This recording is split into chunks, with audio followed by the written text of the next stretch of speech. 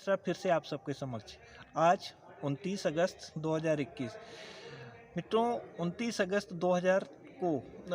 अगस्त को हम लोग हॉकी के जादूगर मेजर ध्यानचंद जी के स्मृति में राष्ट्रीय क्रीड़ा दिवस के रूप में मनाते हैं।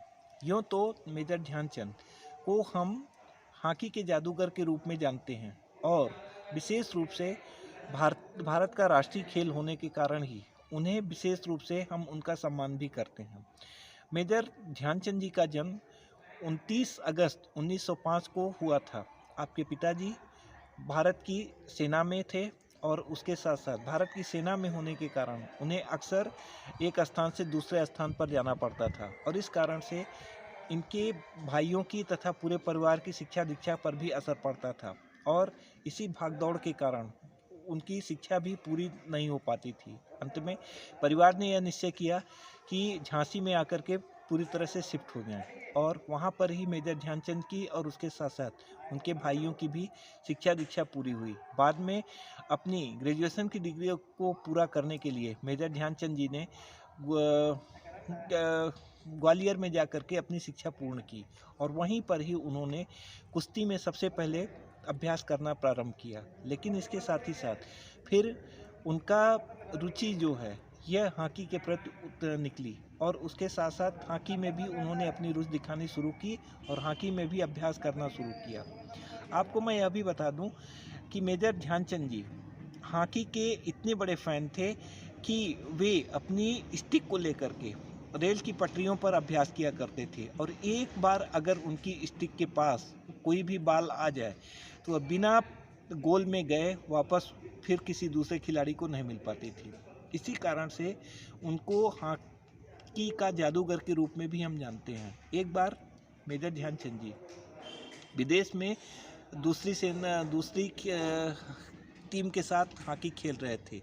वहाँ पर दूसरा विरोधी टीम का जो कैप्टन था उसने मेजर की कुशल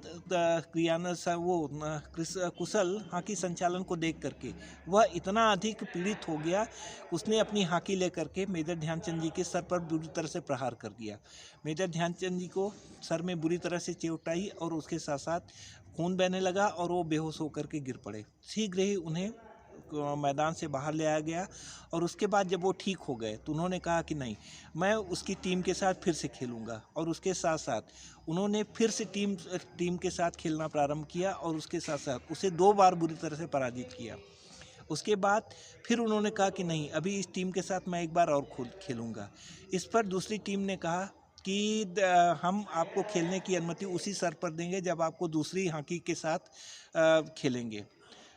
मेजर ध्यानचंद जी ने बहुत सहर्ष से स्वीकार कर लिया कि ठीक है, मुझे कोई भी हॉकी दे दी जाए मैं उसके साथ खेलूंगा और उसके साथ साथ पहली उनकी जो हॉकी थी उसे उनके सामने ही तोड़ दिया गया। इससे उन्हें बहुत दुख हुआ, लेकिन इसके साथ साथ जब उन्हें नई हॉकी दी गई तो अपनी कलाइयों का इस तरह से उपयोग किया कि जब भी बॉल उनके पास अगर आ जाती थी तो उसके साथ साथ वह बिना गोल में गए वापस किसी दूसरे खिलाड़ी को नहीं मिल पाती थी और इस तरह से उन्होंने हॉकी के खेल को बहुत अच्छी तरह से संचालित किया और उसके साथ साथ अनेकों प्रकार सभी जितने भी खिलाड़ी थे उनको अच्छी तरह प्रशिक्षित भी किया। बाद में आकर के बाद में उन्हें सेना में भर्ती किया गया और उसके साथ साथ उन्हें मेजर की उपाधि से सुशोभित सम्मानित भी किया गया। इतना ही नहीं, उन्होंने विश्व में 1926 से लेकर के और उससे 35 तक बहुत सारे खेलों को भी खेला और उसके साथ साथ उसमें विजय भी प्राप्त की।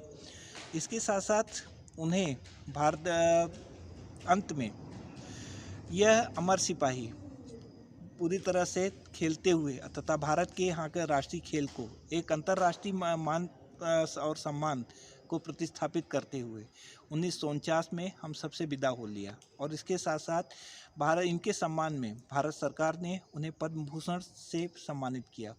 आज मेजर ध्यानचंद जी हमारे बीच नहीं है, लेकिन फिर भी उनके हॉकी की कला और विशेष रूप से उनकी कलाइयों का जादू हम सभी को और विशेष रूप से हॉकी के जितने भी खिलाड़ी हैं उनके लिए एक निश्चित मार्ग के रूप में और उनका निश्चित रूप से हमेशा मार्गदर्शन करती रहेगी। आज के लिए बस केवल इतना ही।